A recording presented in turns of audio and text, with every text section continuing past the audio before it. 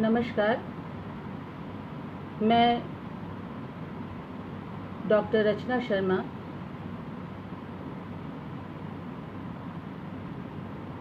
आज आप सबके साथ लाइव हूँ। एक बस ये जानना चाहती हूँ कि क्या मेरी आवाज़ आप लोगों तक पहुँच रही है।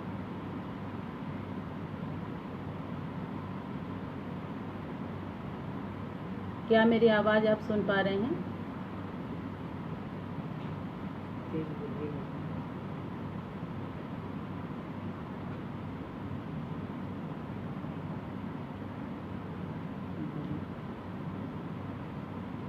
मैं डॉक्टर रचना शर्मा आज आप सबका हार्दिक स्वागत एवं अभिनंदन करती हूँ और हेरिटेज सोसाइटी के इस पेज का संचालन कर रहे अनंता आशुतोष जी को हार्दिक बधाई और शुभकामनाएं देती हूँ कि वो एक लंबे समय से भारत की मूर्त और अमूर्त धरोहरों के विषय में एक बहुत जनोपयोगी कार्य कर रहे हैं। उसके लिए वे साधुवाद के पात्र हैं। उन्हें बधाई देती हूँ पुनः और धन्यवाद ज्ञापित करती हूँ इस बात के लिए कि आज उन्होंने मुझे भी यह अवसर दिया कि मैं आप सबके समक्ष अपनी बातों को रख सकूं, अपने विचारों को आप सबके साथ साझा कर सकूं। आज जो विषय हमने बातचीत के लिए तय किया है वह है भारतीय लोक संस्कृति और गंगा। माँ गंगा का भारतीय लोक संस्कृति में क्या स्थान है, इस विषय पर हम आज चर्चा करेंगे। संस्कृति शब्द को पहले हम समझेंगे, थोड़ा लोक के बारे में बात करेंगे। और जी उषा जी नमस्कार, और बहुत से अपने लोग जुड़ चुके हैं। आप सबको नमस्कार करती हूँ, अभिवादन करती हूँ। आप सब मेरे उत्साहवर्धन के लिए यहाँ उपस्थित हैं और अपनी बात शुरू करती हूँ मैं भारतीय लोक संस्कृति और गंगा इस विषय पर। संस्कृति शब्द के विषय में हम जानते हैं कि संस्कृति शब्द सम उपसर्ग पूर्वक क्री धातु से तिन प्रत्यय लगने पर बनता है और जिसका अर्थ होता है परिष्कार, तैयारी, पूर्णता, मनोविकास, जन समूह, जन विधि, विचारधारा, सामाजिक व्यवस्था, जीवन मूल्य, कला, साहित्य, संगीत और लोक परंपराएं, इन सब का जो मिला जुला रूप होता है, जो स्वरूप होता है, वह संस्कृति है। और इस संस्कृति के निर्माण में लोक परंपराएं अपनी बहुत महत्वपूर्ण भूमिका का निर्वाह करती हैं। और भारतीय संस्कृति की सबसे बड़ी विशेषता यह है कि यह एक त्यागपरक संस्कृति है और सर्वतोभावेन लोक मंगल की संस्कृति है, जिसके मूल में हमेशा लोक मंगल की बात रहती है। ऐसी यह संस्कृति है। लोक जो है वह लोक ऐसा है कि समाज हमारा हमेशा से एक शिष्ट समाज में और एक जो है जन समूह जो कि उतना पढ़ा लिखा नहीं है, इन दो भागों में बटा हुआ है। और लोक में हम पूरे लोगों के एक सामूहिक स्वरूप की परिगणना करते हैं, जिसमें आदिवासी, कोल, भील, पढ़े लिखे, कम पढ़े लिखे, अनपढ़, इन सब के मिले जुले एक सामूहिक जीवन का चित्र लोक संस्कृति में लोक के नाम पर उभर करके हमारे सामने आता है। और बहुत महत्वपूर्ण बात यह है कि एक शिष्ट समाज जो कुछ लोक को जितना नहीं देता है, लोक संस्कृति उससे ज़्यादा शिष्ट समाज को देने का कार्य करती है। और शिष्ट समाज के से ज़्यादा जो भारतीय परंपराएं हैं उनको रक्षित, पल्लवित और पोषित करने का काम लोक समाज के लोग करते हैं। हम जानते हैं कि भारतवर्ष धार्मिक आस्थाओं, विश्वासों और मान्यताओं का देश है। भारतीय जनमानस में अपनी परंपराओं और दैवी विचारों के प्रति गंभीर आस्था रही है। सर्वप्रथम प्राकृतिक शक्तियों में पूज्य भाव का दर्शन करने वाली इस संस्कृति ने पृथ्वी, जल, तेज, वायु और आकाश की अनंत शक्तियों में असीमित मानव कल्याण की सामर्थ्य को पहचाना तथा पृथ्वी, नदियों, वृक्षों एवं वनस्पतियों को देव भाव से पूजा। प्राकृतिक संपदाओं से संपन्न इस देश में विशालतम नदी गंगा भारतीय संस्कृति के पोषण एवं रक्षण की आधार भूमि रही है। गंगा पर कुछ बहुत पॉइंटेड बात मैं आपके सामने रखूंगी कि गंगा जिसे हम केवल एक नदी नहीं मानते हैं, माँ के रूप में जिसे देखते हैं, वह माँ के रूप में भारतीय संस्कृति से जुड़ी हुई है, भारतीय लोक से जुड़ी हुई है, एक प्रेयसी के रूप में भारतीय लोक से जुड़ी हुई है और हमारे संस्कृति की विकास करने वाली एक नदी के रूप में हमसे जुड़ी हुई है। गंगा मात्र जल धारा नहीं है, अपितु युगों युगों से बहती चली आ रही भारतीय परंपरा की धारा है, तटों पर बसी सभ्यता और संस्कृति की धारा है। गंगा जल नहीं है, ब्रह्म द्रव है, क्योंकि ब्रह्मा के कमंडल से निकलकर हमारे पास आई है, और शांतनु के हृदय का चंचल कामद द्रव है, क्योंकि वह शांतनु की प्रेयसी है, पत्नी है, इसलिए वह एक प्रेयसी के रूप में भी लोक समाज से जुड़ी हुई है। महाभारत के जो सबसे बड़े चरित्र नायक हैं, परम व्रतधारी, शस्त्र सैया पर शरविद्ध होकर सूर्य के उत्तर होने की प्रतीक्षा करने वाले भीष्म की माता है, और वह भीष्म जिनकी प्रतिज्ञा के विषय में हम सब जानते हैं, जिनके वस्त्र, जिनके जीवन के आचरण में जितनी धवलता भरी हुई है, वह सब गंगा को परिभाषित करने के लिए अत्यंत महत्वपूर्ण है। काफ़ी है कि हम भीष्म के चरित्र को समझ करके उनकी माँ गंगा के चरित्र को भी, उसकी उज्ज्वलता को जान और समझ सकते हैं। गंगा मकरासनस्था है, और मकरासनस्था होना इस बात की सूचना करता है कि वह जलीय जीवों की रक्षा करने वाली हैं। मनुष्य जीवन में लोक से जुड़े होने के बावजूद वो जलीय जंतुओं से उनकी रक्षिका के रूप में भी जुड़ी हुई हैं।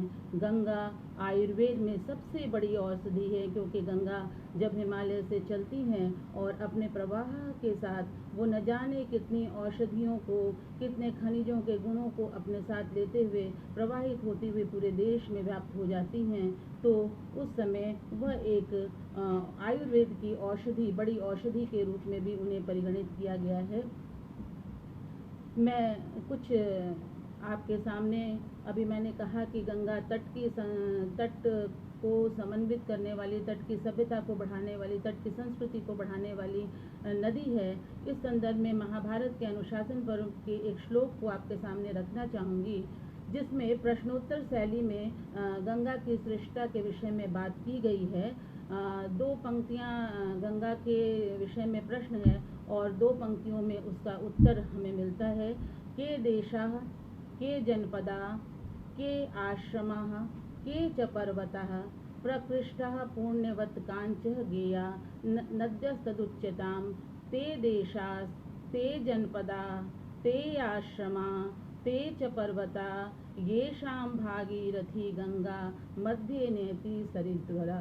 यानी कि वे स्थान जो गंगा तट पर बसे हुए हैं, वो आश्रम, वो देश, वे नगर, वे जनपद, वे पर्वत जो गंगा तट पर बसे हुए हैं, वह अत्यंत श्रेष्ठ हैं, केवल गंगा तट पर बसे हुए होने के कारण।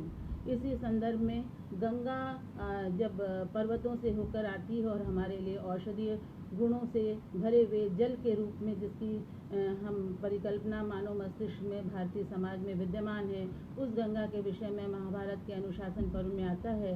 यम गंगे ते नियतम प्रतिष्ठा, गृहस्य रुक्मस्य च गर्भयोषा, प्रातः त्रिवर्गा घृतवहा विपमपमा, गंगावतीर्णा वियतो विश्वतोया। अब यहाँ यह शब्द हम देखते हैं, विश्वतोया। विश्वतोया मतलब संपूर्ण विश्व के लिए जो कल्याणप्रद जल है, उस जल का संवहन करने वाली माँ गंगा है। वो आवाज नहीं आ रही है शायद, क्या आवाज मिल रही है? तो यह विश्व तोया के रूप में, विश्व की सर्व औषधि के रूप में गंगा की परिकल्पना की गई है।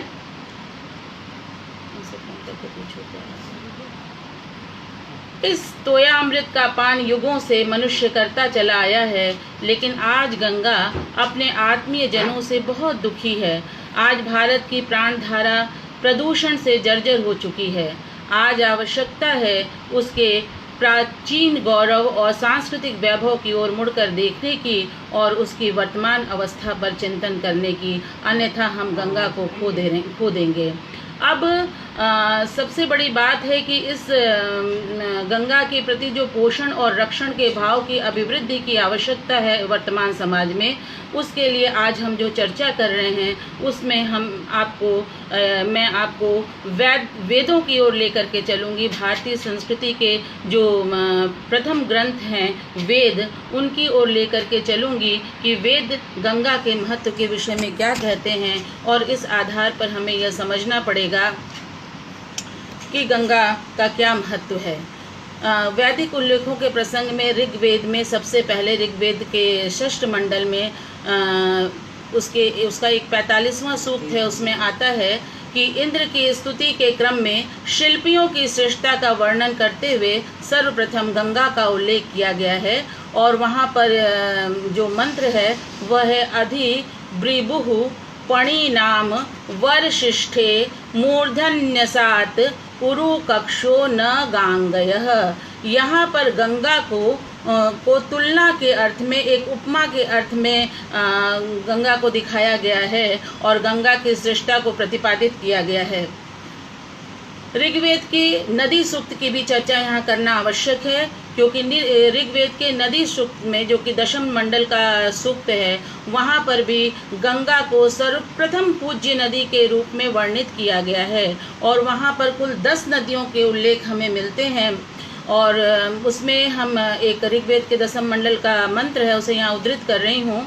इयं मे गंगे यमुने सरस्वती शुतुद्री स्तोमं सचता पुरुषनया असि कन्या मरुद्वृधे वितस्तया आजीर किए शृणुया सुशोमया। ये 10 नदियों का उल्लेख इस मंत्र में किया गया है और उन 10 नदियों के नाम हैं गंगा, यमुना, सरस्वती, शुतुद्री यानी सतलज, पुरुषनी यानी जिसे हम रावी के नाम से जानते हैं, असिकनी यानी चिनाब के नाम से जिसे हम जानते हैं, मरुद्वृदा जो चिनाब और झेलम के बीच की एक नदी है, जो मरुवर्धन के नाम से एक सहायक नदी के रूप में जानी जाती है, वितस्ता यानी झेलम, और सुषोमा यानी सोहान, और आजी किर्या यानी व्यास, तुम सब वंदनीय हो। इन 10 नदियों की वंदना का जो उल्लेख यहाँ पर किया गया है वो पूरे भारतवर्ष का एक चित्र खींच करके हमारे सामने रख देता है। और भारतवर्ष में, जो कि कृषि प्रधान देश है, वहाँ नदियों के महत्व को परिभाषित करने का कार्य करता है। इस क्रम में भी, इन नदियों के नामों के उल्लेख के क्रम में भी हम देखते हैं कि गंगा का नाम सबसे पहले उल्लिखित किया गया है, गंगा की बात सबसे पहले की गई है और सबसे पहला संबोधन इस श्लोक में, इस मंत्र में गंगा के लिए किया गया है। ऐसा ही एक गंगा की श्रेष्ठता से संबंधित मंत्र, जो कि बहुत प्यारा मंत्र है और मुझे लगता है कि लोक परंपरा में अब ये लोगों के मुखाग्र पर होना चाहिए, जिसमें गंगा की श्रेष्ठता बताई गई है। और गंगा की श्रेष्ठता बताते हुए कहा गया है कि स्वर्गवासी देवताओं में जैसे सूर्य का तेज श्रेष्ठ है, जैसे पितरों में चंद्रमा तथा मनुष्यों में राजाधिराज श्रेष्ठ हैं, उसी प्रकार समस्त सरिताओं में माँ गंगा सबसे उत्तम है। इस भाव का एक श्लोक आपके सामने रख रही हूँ। दिवि ज्योतिर्यथा आदित्य, यानी कि स्वर्गवासी देवताओं में जिस प्रकार सूर्य का तेज श्रेष्ठ है, पितृणाम चैव चंद्रमा, और पितरों में जैसे चंद्रमा श्रेष्ठ है, देवेश्च तथा नृणाम गंगा च सरिताम तथा, और मनुष्यों में जैसे राजाधिराज श्रेष्ठ हैं, उसी प्रकार नदियों में गंगा नदी सबसे श्रेष्ठ मानी जाती है। यह उल्लेख हमें महाभारत के अनुशासन पर्व में मिलता है। इन सब के अतिरिक्त यास्क ने भी अपने निरुक्त में 10 प्रधान नदियों के क्रम में गंगा का उल्लेख किया है। गंगा के सहस्त्र नामों में एक नाम विष्णुपदी कहा जाता है, क्योंकि विष्णु के अंगुष्ठ से गंगा की उत्पत्ति मानी गई है। पुराणों में इसका उल्लेख मिलता है। इसके साथ शतपथ ब्राह्मण, ऐत्रेय ब्राह्मण, इन सब में गंगा और यमुना का उल्लेख किया गया है। जैमिनी ब्राह्मण और तैत्तिरीय आरण्यक में भी गंगा का अनेकशः उल्लेख हमें मिलता है। युद्ध के प्रसंग में, महाभारत के युद्ध के प्रसंग में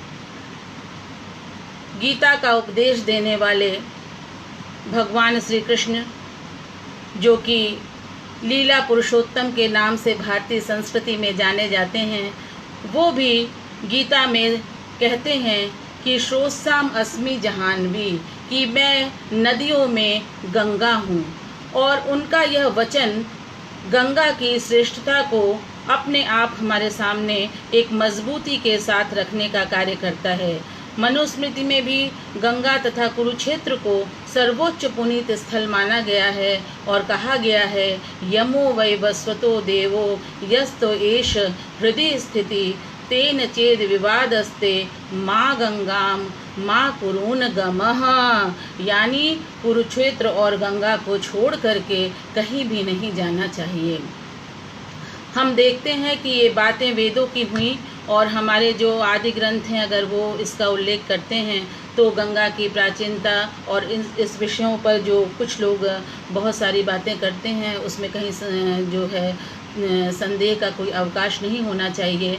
और मैं अब उस बात को रखूँगी आपके सामने कि हम देखते हैं कि जब वैदिक साहित्य से हम लौकिक साहित्य की तरफ आते हैं तो वैदिक साहित्य और लौकिक साहित्य के बीच में एक पुल का काम, एक सेतु का काम हमारे पुराण करते हैं और उनका भी लोक संस्कृति में गंगा की स्थापना में अद्भुत महत्व है। और इस संदर्भ में ब्रह्म पुराण, पद्म पुराण, विष्णु पुराण, शिव पुराण, मत्स्य पुराण, श्रीमद् भागवत, देवी भागवत, मार्कंडेय पुराण, अग्नि पुराण, ब्रह्मवैवर्त पुराण, लिंग पुराण, स्कंद पुराण आदि अधिकांश पुराणों में गंगा के नानाविध प्रसंगों का उल्लेख किया गया है। कहीं कथाओं के माध्यम से, कहीं उनकी अवतार की कथा है, तो कहीं किस प्रकार से गंगा मोक्षदायिनी है। इन सारे प्रसंगों का वर्णन हमें मिलता है। पद्म पुराण जहाँ गंगा को मंदाकिनी के रूप में स्वर्ग में और गंगा के रूप में पृथ्वी पर प्रवाहित होने की बात कहता है, वहीं विष्णु पुराण यह कहता है कि गंगा विष्णु के बाएं पैर के अंगूठे के नख से उद्भूत हुई हैं, इसलिए उन्हें विष्णुपदी भी कहा जाता है। विष्णु पुराण का यह श्लोक बहुत महत्वपूर्ण है जिसमें कहा गया है, वाम पादाम्बुज अंगुष्ठ नख श्रोतो विनर्गताम विष्णोर्विभर्ति याम भक्त्या शिरसा अहिर्निशम ध्रुवः। तो ये सारे प्रसंग पुराणों से हमें मिलते हैं और पुराणों में एक जो बहुत महत्वपूर्ण उल्लेख गंगा के संबंध में मिलता है वह यह है कि शिव के जटा से निकली गंगा 7 धाराओं में प्रवाहित होकर के अलग अलग दिशाओं में जाती हैं और उसमें उनके जो नाम बताए गए हैं उसमें एक नाम है नलिनी, एक धारा का नाम है नलिनी, एक धारा का नाम है आह्लादिनी, एक धारा का नाम है पावनी, एक का नाम है सीता, एक का नाम है चाक्षुषी, एक का नाम है सिंधु और 7वीं जो धारा है उसका नाम भागीरथी बतलाया गया है। और यह उल्लेख हमें मत्स्य पुराण में मिलता है, ब्रह्मांड पुराण में मिलता है और पद्म पुराण में इसका उल्लेख मिलता है। इन सप्त धाराओं के उल्लेख के अतिरिक्त ब्रह्मांड पुराण में के तो कई अध्यायों में गंगा का समुचित उल्लेख मिलता है। पद्म पुराण, शिव पुराण में भी उल्लेख मिलता है। स्कंद पुराण का काशी खंड, स्कंद पुराण का रेवा खंड, स्कंद पुराण का अवंती खंड, नागर खंड, ये सभी गंगा की महिमा से भरे पड़े हुए हैं। अगर हम इनके बारे में चर्चा करें तो कई दिनों तक इसकी चर्चाएं चल सकती हैं, लेकिन आज हम जिस पर विशेष रूप से केंद्रित करेंगे वह भारतीय लोक संस्कृति में गंगा की बात हमें करनी है। और भारतीय भारतीय लोक संस्कृति में गंगा के विषय में अपने विचारों का आरंभ करने के पहले मैं जिस बात को सबसे महत्वपूर्ण समझ रही हूँ और जीवन में मैंने समझा है, वह है गंगा अवतरण का प्रसंग, जिससे भारत का जन जन, एक एक बच्चा, प्राणी प्राणी अवगत है। उस गंगा अवतरण के विषय में मैं यह कहना चाहूँगी कि जिस गंगा का अवतरण, उस अवतरण का उद्देश्य ही था, धरती पर उनके आने का उद्देश्य था परोपकार के लिए, दूसरे के कल्याण के लिए,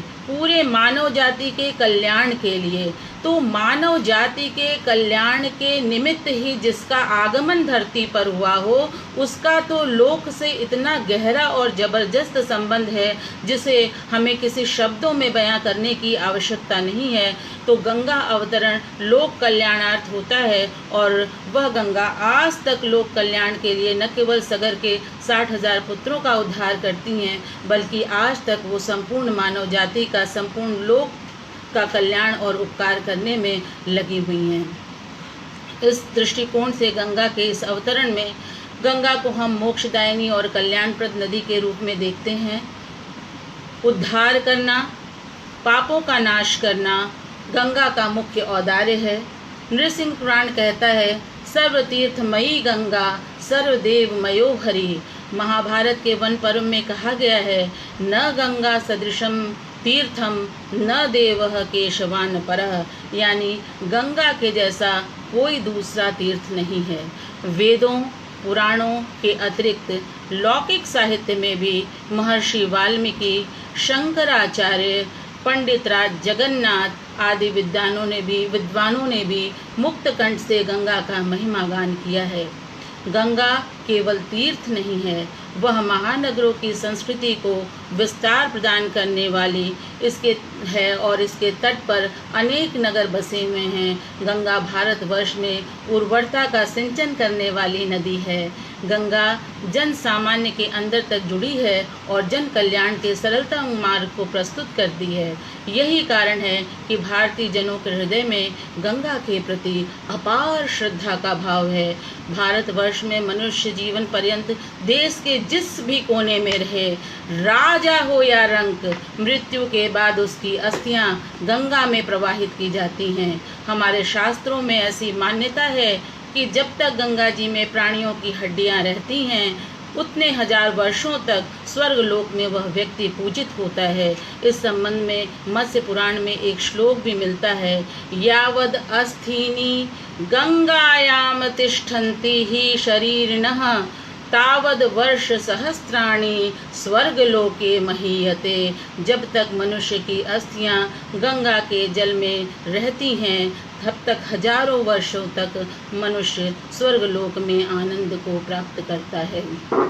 माँ गंगा का सानिध्य इतना चमत्कारी है कि उनके दर्शन, स्पर्श, स्नान और कीर्तन, इन सब से मनुष्य संपूर्ण बंधनों से सदा सदा के लिए मुक्त हो जाता है। और महाभारत का वन पर्व कहता है, पुनाति कीर्तिता पापम दृष्टा भद्रम प्रयच्छति अवगाढ़ा च पीता च पुनात्य सप्तमम कुलम, यानी गंगा का दर्शन, स्पर्श और नाम कीर्तन यह 7 पीढ़ियों को मुक्त करने का काम करता है। यह विश्वास गंगा को लोक में सहज ही प्रतिष्ठित करता है, क्योंकि जीवन की परेशानियों से थका हुआ मनुष्य सहज मुक्ति का मार्ग चाहता है। गृहस्थ आश्रम में उलझा हुआ मनुष्य, जिसके पास जीवन की नाना परेशानियां हैं, नाना त्रासदियां हैं, तपस्या का, तप का समय, उसके पास साधना का समय नहीं है, वह तो जीवन की परेशानियों से और अपने पाप कर्मों से मुक्ति के लिए एक सरलतम मार्ग का चयन करना चाहता है, सरलतम मार्ग की तलाश में रहता है, और वह सरलतम मुक्ति का सरलतम मार्ग माँ गंगा उसे प्रदान करती हैं। गंगा के विषय में इसीलिए कहा जाता है, बैटरी लो, सद्य पातक संहत्री, सद्यो दुख विनाशिनी, सुखदा मोक्षदा गंगा, गंगे व परमागति। गंगा साध्य एवं साधन दोनों पक्ष की सिद्धिदात्री हैं। जहाँ एक ओर हम गंगे तव दर्शनाद मुक्ति का उद्घोष करते हैं, वहीं नाना विध व्रत अनुष्ठानों में भी गंगा का योगदान देखने को मिलता है। भारतीय समाज में गंगा में स्नान करने वाले अपने मन में यह भाव रखते हैं कि मैंने जन्म जन्मांतर में जो कुछ भी पाप किए हों वे भगवती गंगा के प्रभाव से नष्ट हो जाएं। इसी भाव के साथ वे पाप मोचन के सरलतम मार्ग के रूप में माँ गंगा की शरण में पहुँचते हैं और उसके दर्शन और उसके पवित्र जल में स्नान कर अपनी भूलों की क्षमा प्रार्थना करते हैं।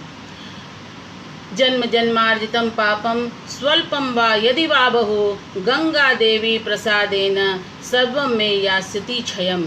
प्रायः भारत के दूर दराज, मैं एक बहुत महत्वपूर्ण बात की चर्चा करने जा रही हूँ कि भारत के दूर दराज के इलाकों से भी जब कोई व्यक्ति गंगा स्नान करने के लिए काशी में आता है तो दूसरे व्यक्ति उससे ये कहते हैं कि तुम जब गंगा में स्नान करना तो मेरे नाम की भी एक डुबकी अवश्य लगा लेना।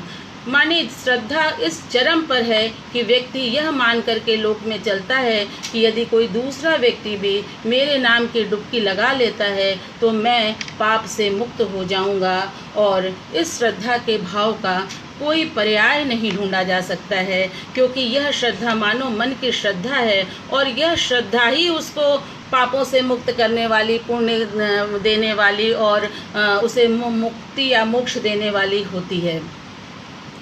हम देखते हैं कि पुनर्जन्म और गमनागमन की सत्ता में विश्वास करने वाले भारतीय जन पाप कर्मों से विरत रहने के लिए गंगा के दर्शन और पूजन की विधि को अपने जीवन के सरलतम मार्ग के रूप में मानते हैं।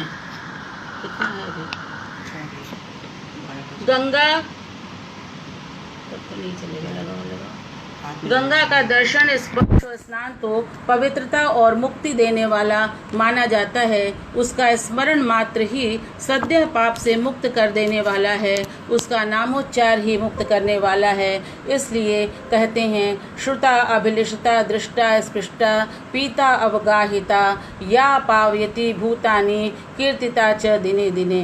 गंगा गंगेति यैर्नाम योजनानां शतेष्वपि स्थितेरुच्चारितं हन्ति पापम जन्मत्रयार्जितम्। यानी गंगा अनेक जन्मों का पाप अर्जित हम गंगा में स्नान करने से कर लेते हैं। मत्स्य पुराण गंगा के संयुक्त क्षेत्र को सिद्ध क्षेत्र के रूप में कहता है कि जहाँ पर गंगा का प्रवाह है वहाँ निवास करने वाला व्यक्ति जिस प्रकार के कर्म को भी करता है वह सारे कर्म पुण्य कर्म में तब्दील हो जाते हैं। इसलिए क्योंकि ऐसे क्षेत्र में निवास करने वाले, क्योंकि ये पुण्यप्रद क्षेत्र है और पुण्यप्रद क्षेत्र में निवास करने वाले व्यक्ति की चेतना में पाप बुद्धि कभी भी शामिल नहीं होती है। इसलिए गंगा को कहा गया है कि वह मर्त्य लोक में मनुष्यों को तारने वाली है, पाताल लोक में पातालचारी नागों को तारने वाली है और देवलोक में देवताओं को तारती है। इसीलिए गंगा के लिए त्रिपद का शब्द का प्रयोग किया जाता है।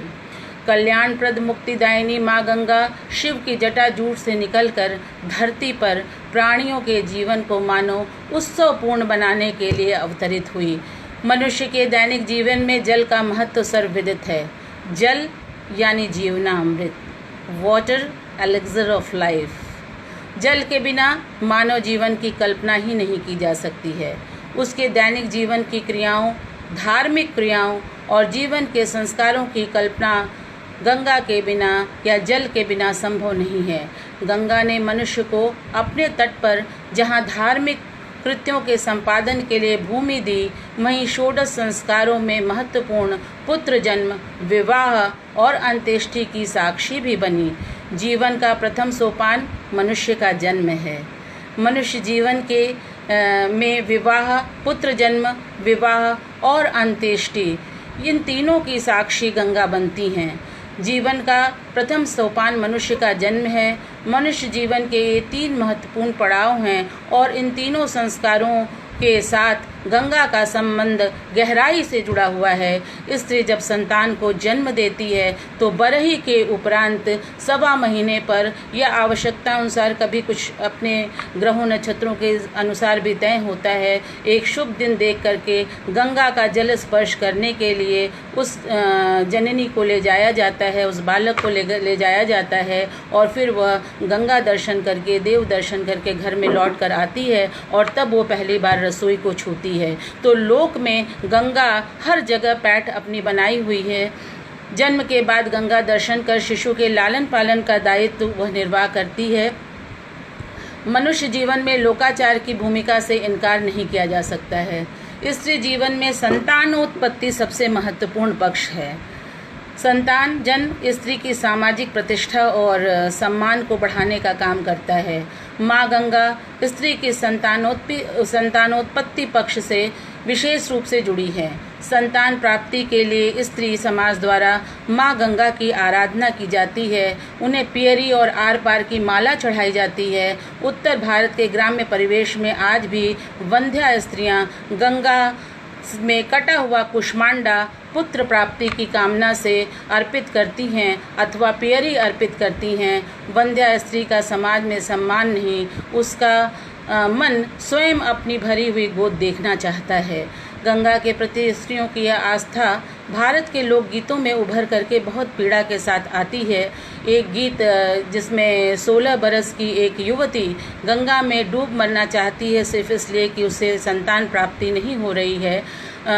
उस दुख का वर्णन मैं आपको इस गीत के माध्यम से दिखाती हूँ, जिसमें प्रश्नोत्तर शैली में माँ गंगा से बातचीत की जा रही है और माँ गंगा उसका उत्तर दे रही हैं। मैं पंक्तियाँ आपके सामने रखती हूँ और इस गीत से लोक में गंगा की संस्कृति उभर करके आपके सामने आएगी। लोक में गंगा की जो पैठ है वह उभर कर सामने आएगी।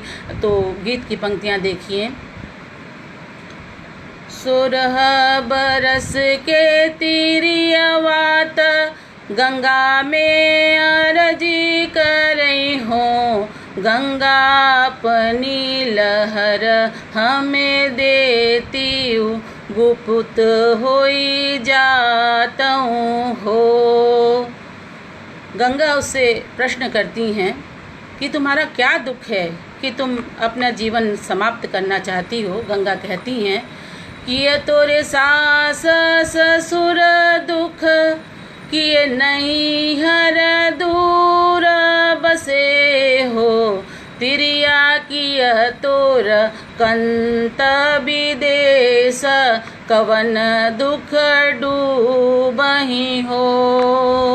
वह युवती उत्तर देती है, नाही मोरे सास ससुर दुख, नाही नहीं हर दूर बसे, गंगा नाही मोरे हरि परदेस, ललन दुख डूबिला हो।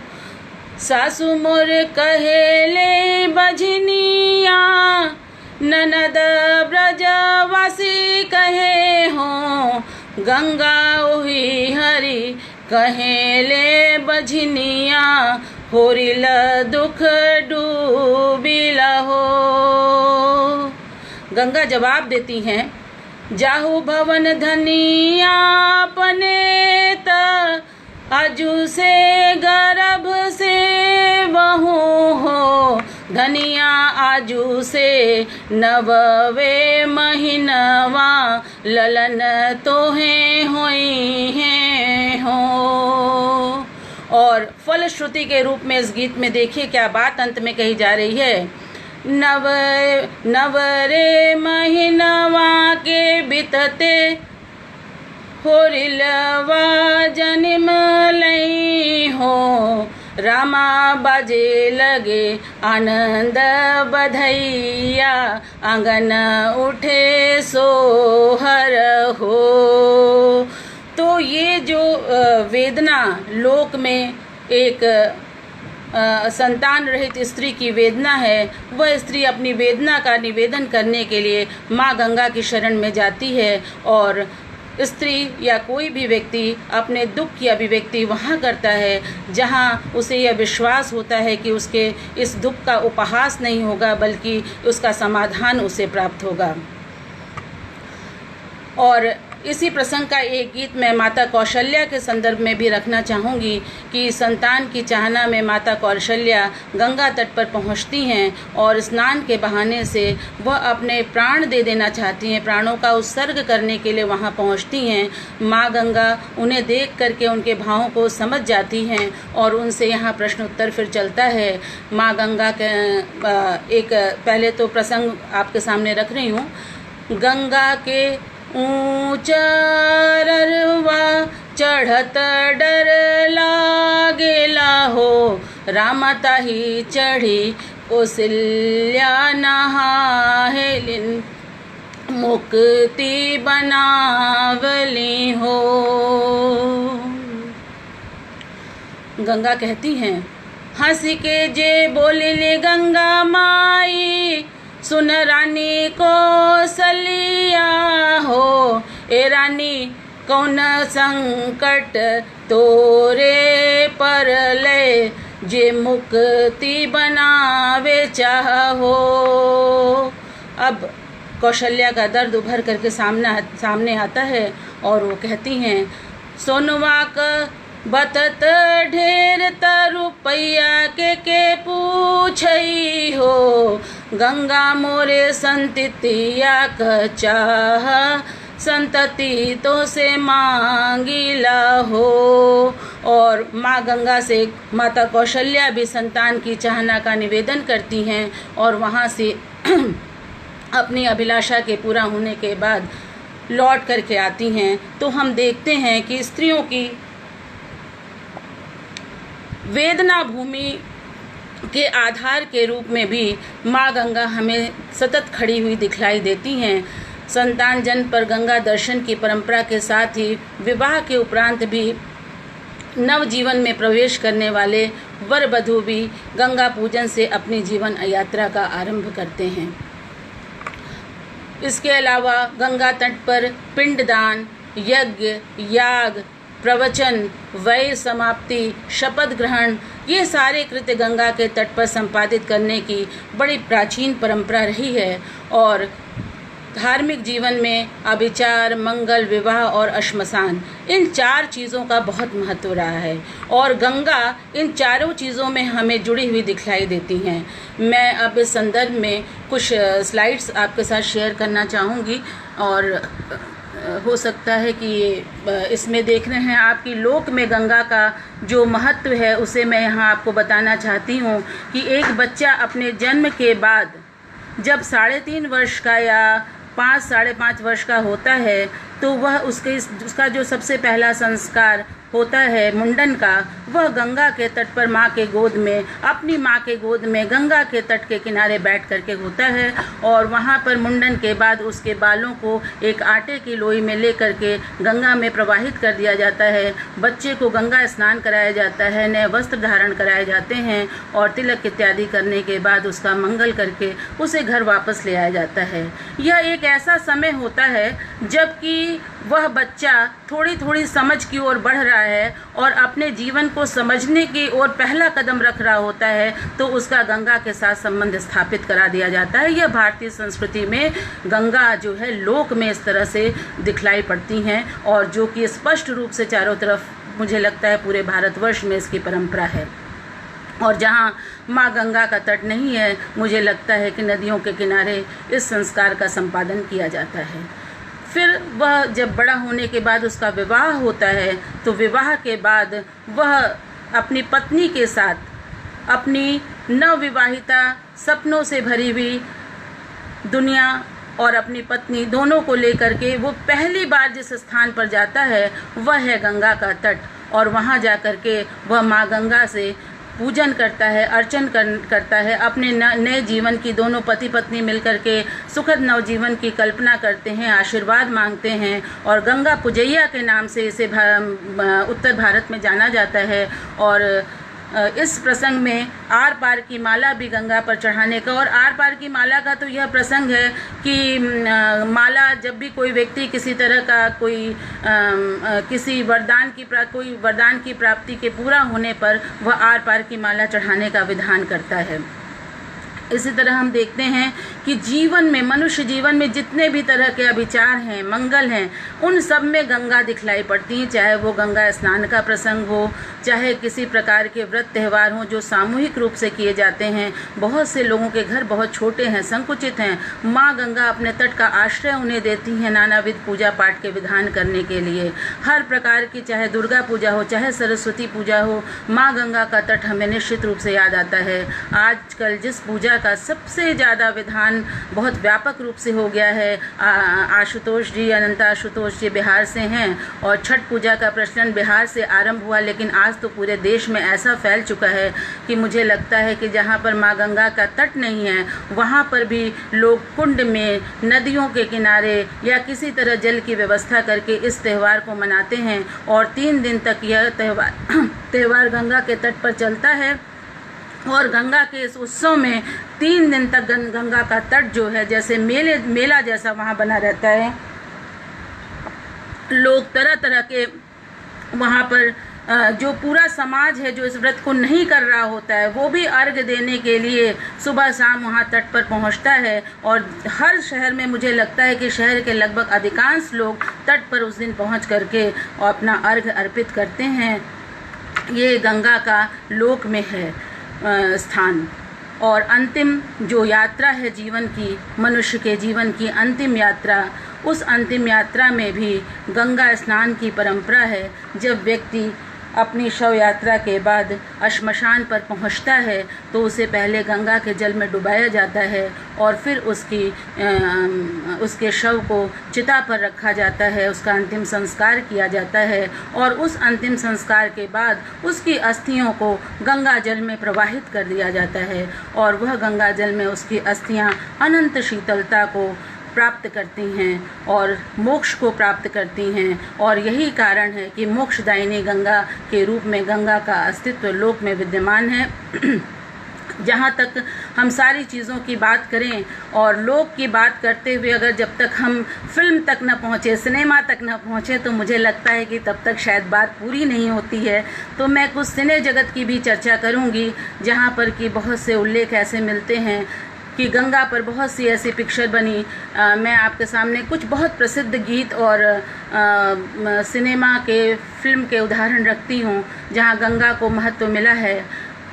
एक फिल्म आई थी 1963 में, गंगा मैया तोहे पियरी चढ़ेबो, और इसका एक गीत, हे गंगा मैया तोहे पियरी चढ़ेबो और सैया से कर दे मिलनवा हमार, ये गीत इतना प्रसिद्ध हुआ था कि उस समय के स्त्रियों के मुख पर यह गीत सहज ही रहा करता था। उसके बाद 1965 में एक फिल्म आती है जिस देश में गंगा बहती है, जिसके अदाकार जो हैं राज कपूर हैं, जो कि नामी हीरो हैं और हर कोई राज कपूर के नाम से परिचित है। एक गीत उसमें आता है, मेरा नाम राजू घराना अनाम, बहती है गंगा वहीं मेरा धाम। उसी में एक दूसरा गीत है, होठों पे सच्चाई रहती है जहाँ दिल में सफाई रहती है, हम उस देश के वासी हैं जिस देश में गंगा बहती है। माने गंगा व्यक्ति की पहचान हो गई है, संस्कृति की पहचान बनकर उभरी है। एक मूवी आती है 1968 में, सुहाग रात पिक्चर का नाम है और गीत उसमें है, गंगा मैया में जब तक ये पानी रहे मेरे सजना तेरी जिंदगानी रहे। यानी पति की दीर्घायु की तुलना या कामना गंगा की लहरों से की जा रही है कि जब जैसे ये गंगा की लहरें अमिट हैं, कभी नष्ट नहीं होने वाली हैं, उसी तरह मेरे पति की जो जीवन है वह भी कभी समाप्त न हो, यह कामना करती है युवती। एक मूवी आती है 1971 में, गंगा तेरा पानी अमृत, और गीत इसका टाइटल सॉन्ग ही है, गंगा तेरा पानी अमृत झरझर बहता जाए झरनों सा। उसके बाद एक मूवी आती है 1978 में, गंगा की सौगंध, जिसमें बहुत प्रसिद्ध गीत आता है और इस गीत की पंक्तियां मुझे बहुत हृदय तक छूती हैं, मानो तो मैं गंगा माँ हूँ, ना मानो तो बहता पानी। इसके बाद गंगा का एक बदलता हुआ स्वरूप जिसमें उसके प्रदूषित हो जाने की और ये सारी बातें समाज में लोक में प्रचलित होती हैं। एक मूवी आती है 1985 में, राम तेरी गंगा मैली हो गई। और ये राम तेरी गंगा मैली हो गई। हम देख रहे हैं कि गंगा के स्वरूप के साथ ही उस पर बनने वाली इन मूवी, इन सॉन्ग्स के भी रूप बदलते चलते हैं। और एक लोक में एक जब गंगा का अवतरण होता है, उसका गीत भी इस प्रसंग में मुझे याद आ पाया है, कह रही हूँ आप सबके सामने। अरे हर हर करत चली जब गंगा, महारानी हो सवरिया, देवता देखे लहरिया ना। तो इस तरह के गीत लोक में एकदम पैठ बना करके उस समय प्रचलित हुआ करते थे। आज भी ये गीत समाज में विद्यमान हैं और समय समय पर उभर करके हमारी चेतना में आते हैं। मैं माँ गंगा के लिए ये जो गीत अभी मैंने आपको एक फिल्म के गीत के विषय में कहा कि उसने मेरी चेतना पर बहुत अमिट छाप छोड़ी है, और इसकी एक पंक्ति के लिए मैं कवि को धन्यवाद देती हूँ कि उन्होंने एक पंक्ति में बहुत बड़ी बात कह दी है। और मैं आपको स्लाइड के माध्यम से दिखा रही हूँ कि मानो तो मैं गंगा माँ हूँ, ना मानो तो बहता पानी। अगर आप मानते हैं कि गंगा हमारी माँ है, हमारी संस्कृति की रक्षक है, हमारी पोषक है, तो आप ऊपर की तरफ सोचने वाले हैं, आप दार्शनिक प्रवृत्ति के हैं, आपकी सोच ऊपर की तरफ जाने वाली है। और अगर आप इसे बहता पानी मांगते हैं तो जैसा कि मैंने स्लाइड में दिखाया है, आपकी सोच अधोगामी है, आपकी सोच नीचे की ओर जाने वाली है।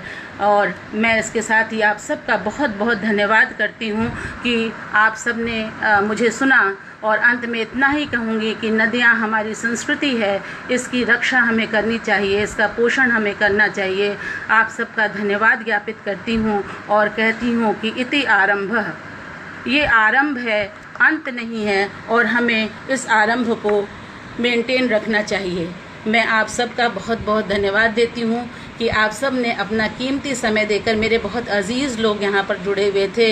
मैं मीनाक्षी तिवारी जी का धन्यवाद देती हूँ, दुर्गानंदन भैया जी का धन्यवाद देती हूँ, शांति का धन्यवाद देती हूँ, उषा दी का धन्यवाद देती हूँ, आभा मिश्रा का धन्यवाद देती हूँ, आशुतोष द्विवेदी जी का धन्यवाद देती हूँ, और अन्य अनेक लोग, उन सब का जो मुझे देख रहे हैं, जो मुझे सुन रहे हैं, उन सब का धन्यवाद देती हूँ। उस वातावरण को धन्यवाद करती हूँ, उन क्षणों का मैं धन्यवाद ज्ञापित करती हूँ जो क्षण आज पता नहीं कब से ईश्वर ने निर्धारित कर रखे थे, वो आज प्रत्यक्ष रूप में हम सबके सामने हैं। उन क्षणों का मैं हार्दिक धन्यवाद देती हूँ। और आशुतोष जी को पुनः धन्यवाद करती हूँ कि उन्होंने मुझे यह अवसर दिया कि मैं आज आप सबके साथ अपनी बात रख पा रही हूँ। माँ गंगा के प्रति मेरे जो भाव हैं, उन सबको मैंने आपके साथ बांटा। इसके लिए मैं आप सबकी आभारी हूँ। बहुत बहुत धन्यवाद।